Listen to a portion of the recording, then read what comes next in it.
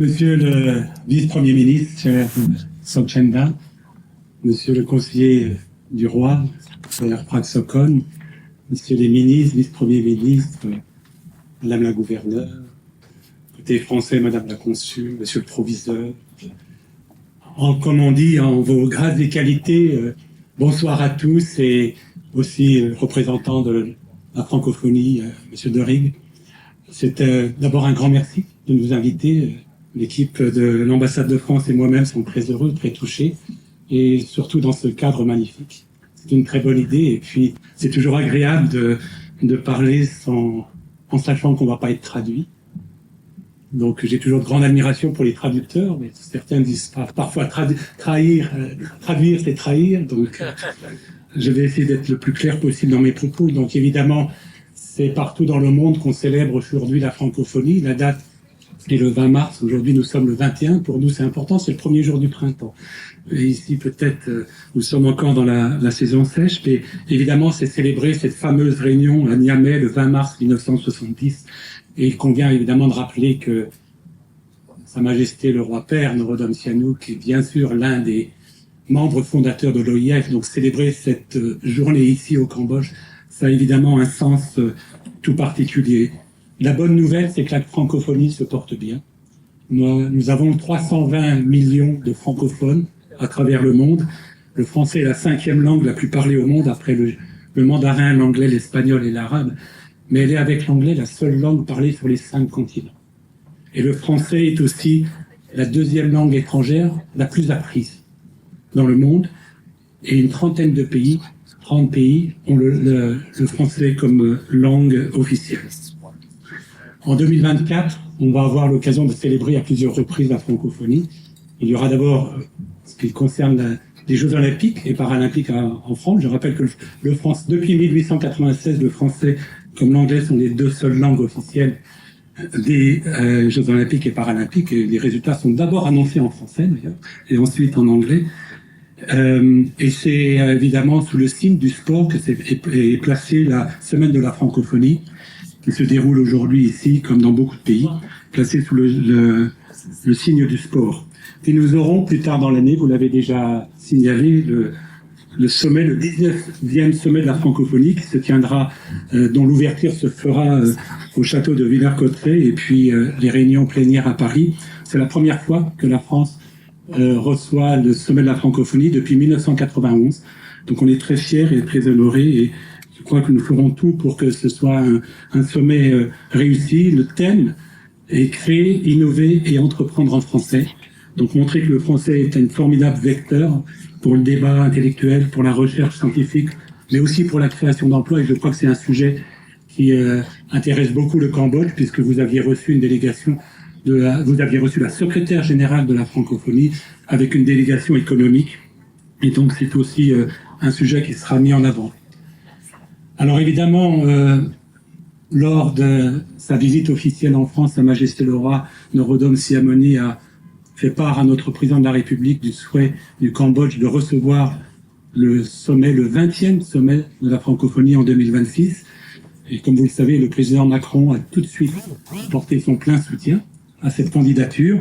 Donc nous en formons le vœu qu'elle puisse aller jusqu'au bout.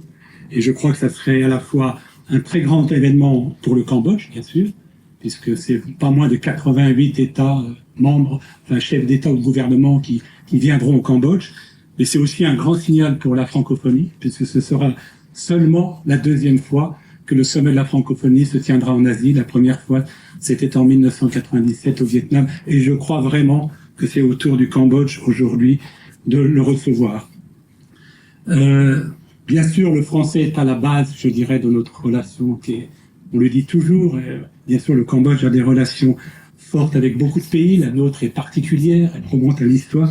Et dans tout ce que nous faisons, il y a toujours finalement la langue qui est là, la langue commune qui est là. Alors, comme vous savez, l'équipe France travaille dans le patrimoine. Il y a eu le CIC qui s'est réuni la semaine dernière à Siem Reap. Il y a l'enseignement supérieur, le développement durable, la défense. Et je crois que son Excellence Prak Sokhonn a aussi a souvent pu rendre, et vous-même, Monsieur le Vice-Premier ministre, au casque bleu cambodgien qui qui maîtrisent le français et qui sont déployés sur des théâtres francophones. Et puis le Cambodge est bien sûr au cœur d'une région stratégique avec laquelle la France souhaite renforcer ses relations, la zone Indo-Pacifique et l'ASEAN. On a aussi multiplié notre soutien à la francophonie éducative au Cambodge, notamment par le biais d'un fonds dédié que nous sommes en train de mettre en place et qui a permis à beaucoup d'enseignants, et je salue les enseignants présents ce soir, de bénéficier de stages en France. Et ça, ce soutien, je peux vous le dire, on va le continuer, le poursuivre. Et puis, je crois que l'importance aussi de promouvoir l'enseignement du français pour les jeunes générations. Le français est en fait une langue mémorielle pour le Cambodge. Qui s'intéresse à l'histoire de ce pays doit à un moment donné passer par la langue française, parce que beaucoup de vos archives sont en français, que ce soit pour le patrimoine, mais pour beaucoup d'autres choses. Et donc c'est une langue, je ne dis pas une langue du passé, une langue mémorielle importante, mais c'est bien sûr aussi une langue d'avenir pour la jeunesse, car je crois que parler français doit permettre aussi l'accès à des carrières.